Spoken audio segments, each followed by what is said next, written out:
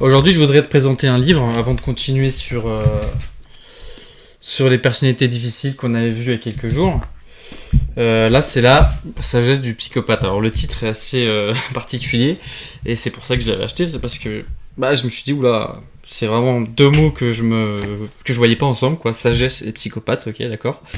Sachant il y a toute une imagerie autour des psychopathes qui n'est pas la psychopathie, parce qu'il y a des psychopathes forcément qui ne tuent pas, hein, qui sont totalement, entre guillemets, bien intégrés dans la société, voire très très bien intégrés.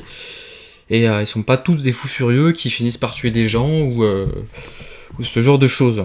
Et ce qui est très très très très intéressant dans ce livre, donc de Kevin Dutton, qui d'ailleurs lui a un père et un ami psychopathe, enfin qu'il qualifie comme ça.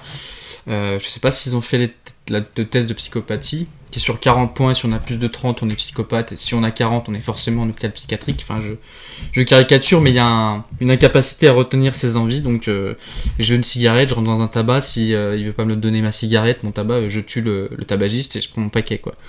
Ça c'est un peu le côté impulsif du psychopathe, qui est vraiment totalement trop psychopathe entre guillemets sur l'échelle de la psychopathie.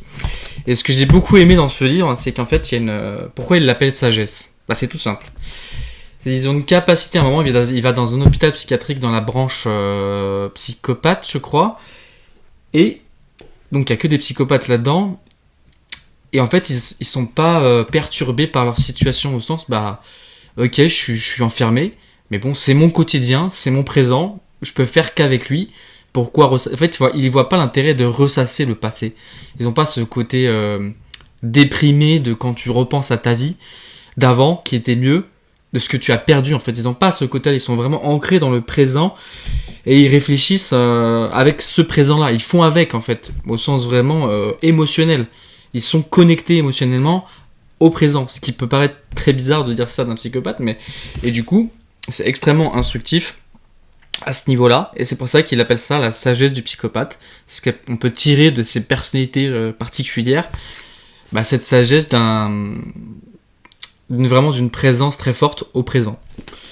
Et franchement, moi je vous le conseille, il est très très facile à lire, donc voilà, conseil de lecture, sagesse du psychopathe. Super.